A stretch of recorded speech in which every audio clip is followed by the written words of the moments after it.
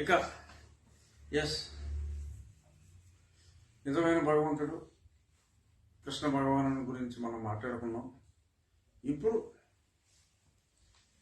దైవం మానవ రూపంలో అవతరించని లోకంలో అనే పాట నాకు గుర్తొచ్చింది. ఒకసారి దీన్ని మీరు ఫోకస్ చేస్తావా? బొమ్మ చూశాక అప్పుడు మనం మాట్లాడుకున్నాం. జూమ్.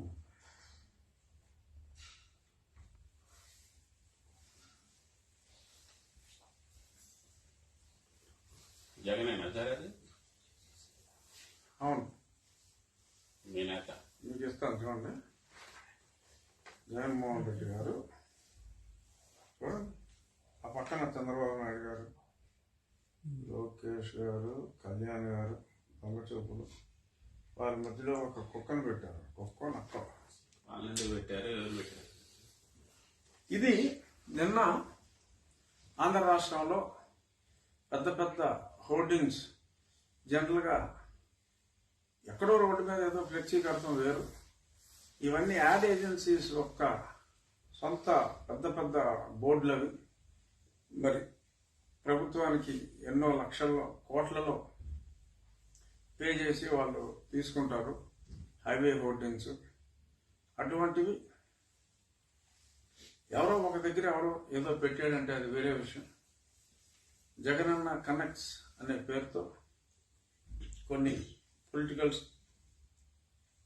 జననేత అని వీటితో పాటు అవి ఓకే. మరి ఇది కూడా, మరి ఇవన్నీ కూడా పెట్టడం జరిగింది.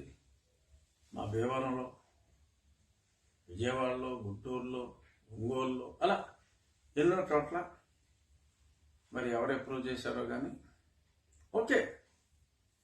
తనను తాను భగవంతునిగా భావించుకోవటం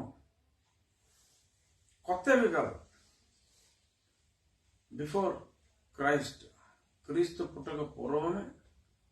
ఎందుకంటే ఎందరో అభిమానించే, మనందరం కూడా అభిమానించే భగవత్ స్వరూపుడైన యేసుక్రీస్తు పుట్టక మునిపే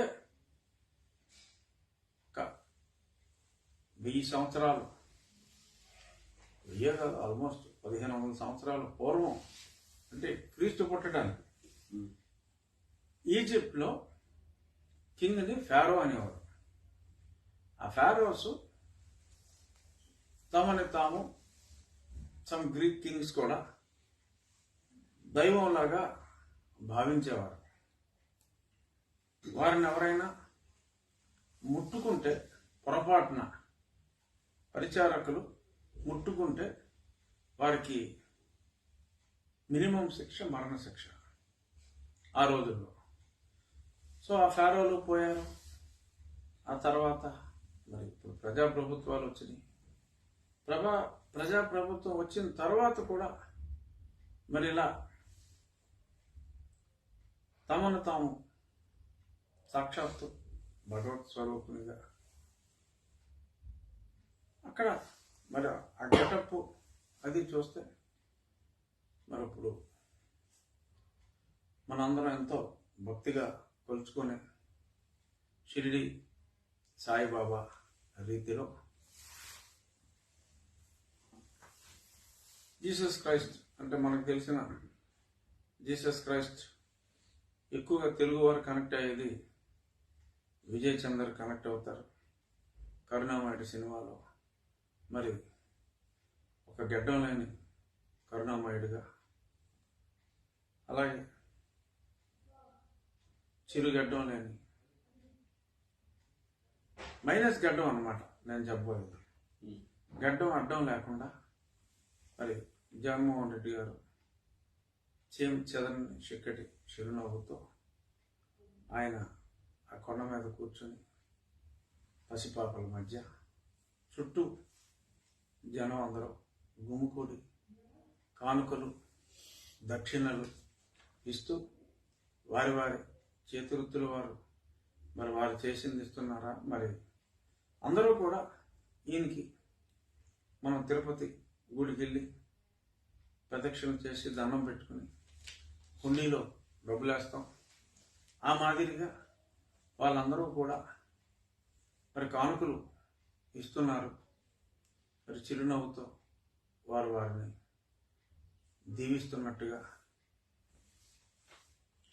చాలా ఒక దేవకొండ ఋషికొండ సార్ వెనకాల కొండ కావచ్చు, ప్యాలెస్ కట్టక ముందు ఋషికొండ కావచ్చు, చెప్పలేం. డప్పులు కూడా వాయిస్తున్నారు జనం. చాలా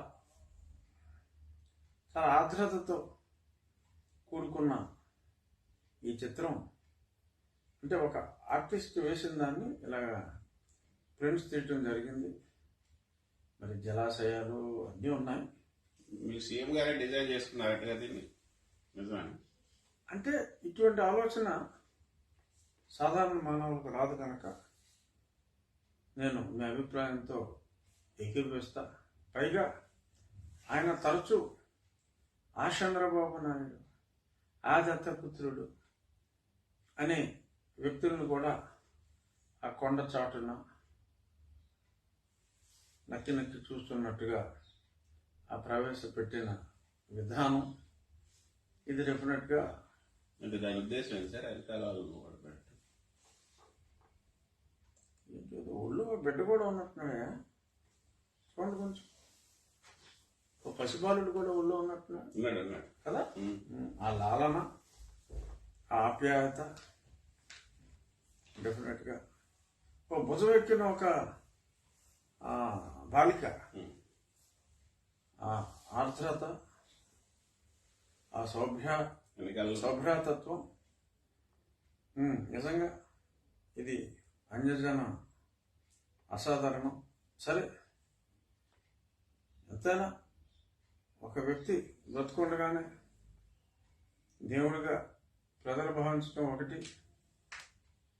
మరి అలా భావించని ప్రజల్ని భావించేలా చేయటంలో భాగంగా ముందు తనను తాను భావించుకోవటం కూడా ఒక అద్భుతమైన భావన. అలాంటి భావనలు అందరికీ రావు. ఏదైనా మా నాయకుడికి అంత చక్కటి భావన రావటం నాకు ఎంతో ఆనందాన్ని ఇచ్చింది. చంద్రబాబు నాయుడు గారు, కళ్యాణ్ గారు ఆ ఫోటోలు లేకుండా ఉంటే మరి కొంచెం బాగుండేదేమో. ఎందుకంటే ఇది వారికి, ఇటువంటి ఫోటో వారికి ఎంతో ఆనందాన్ని కలిగించే అంశం. మరి వారేదో బాధపడుతున్నట్టుగా ఇది చూపెడతాం. అసలు నిజంగా చెప్పాలి అంటే ఇది జగనన్న వేయటం కాకుండా ప్రతిపక్షాలు ఇదే పోస్టర్ని ఇంకా విరివిగా ప్రింట్ చేసి వేస్తే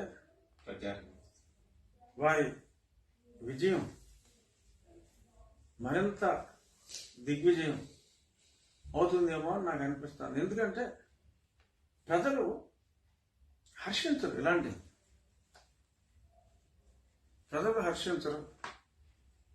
కానీ ఆలోచన అద్భుతం. ఇక ఆయన అలాగే ముందుకెళ్ళాలని. కానీ నిన్న నాకు